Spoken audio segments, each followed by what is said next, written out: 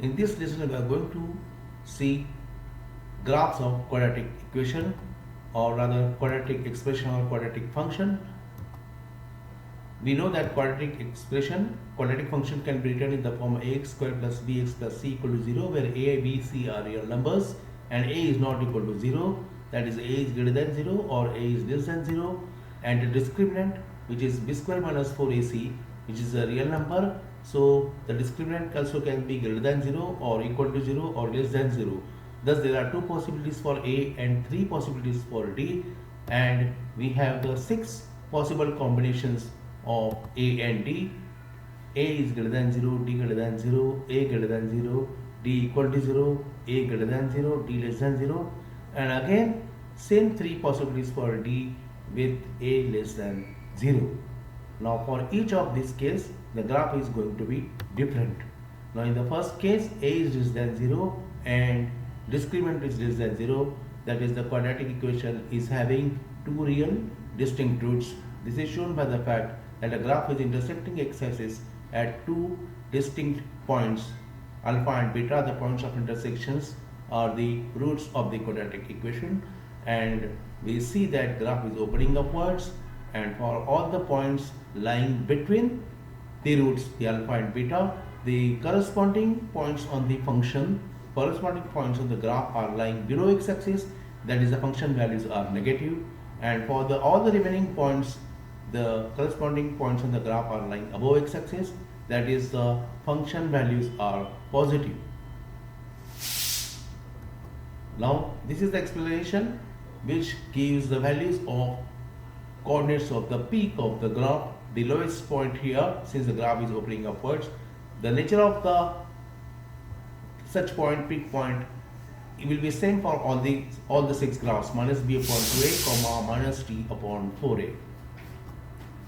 Now the next graph here, a is greater than 0 and d is equal to 0. Since d equal to 0, discriminant is 0, that is quadratic equation is having two coincident roots, and this is shown by the fact that graph is intersecting x-axis in only one point, and entire graph is lying above x-axis, that is all the function values are greater than 0 for x other than alpha, and of course for x equal to alpha the function value is 0. Now in the third case, d is less than 0. Discriminant is less than 0, that's why the quadratic equation is having complex roots. Quadratic equation does not have real roots. This is shown by the fact that graph is not intersecting x-axis in any point. The entire graph is lying above x-axis, that is all the function values are positive. Now in the remaining first three cases the graph was opening upwards because a was positive. The next three cases we are going to see when the a is negative, that's why the graph is opening downwards, and other explanations are similar to the first ones. For all the x values lying between the roots, the corresponding points on the graph are above x-axis, that is all the function values are positive for x lying between the roots, and for all the remaining x values the function values are negative. In the next case, d equal to 0, that is graph is intersecting x-axis is only one point, and all the function values are less than 0 because entire graph is lying below x-axis.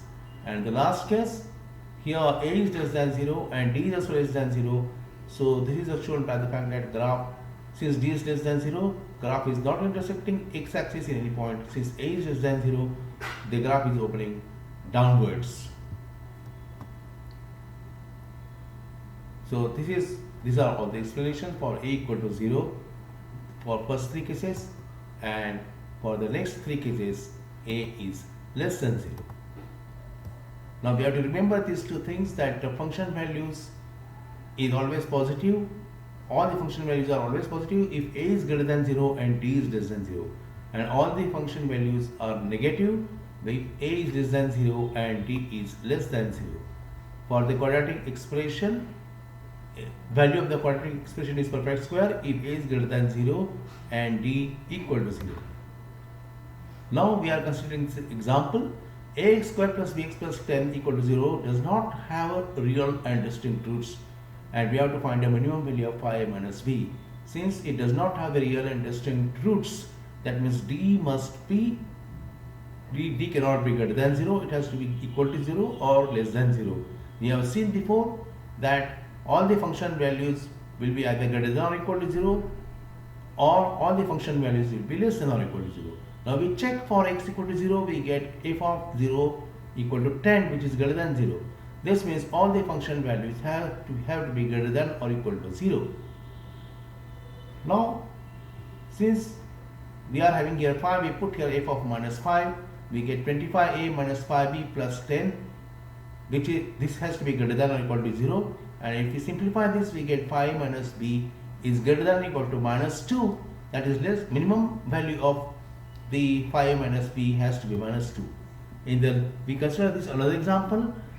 We are given that this quadratic equation x square minus k minus 3 times x minus k plus 6 is greater than 0. This inequality is true for all x and we have to find value of k. Now this quadratic function, this quadratic expression is positive for all x and the coefficient of x square is positive. This means d has to be negative. This means this expression k minus 3 the whole square minus 4 times minus k plus c, this has to be negative.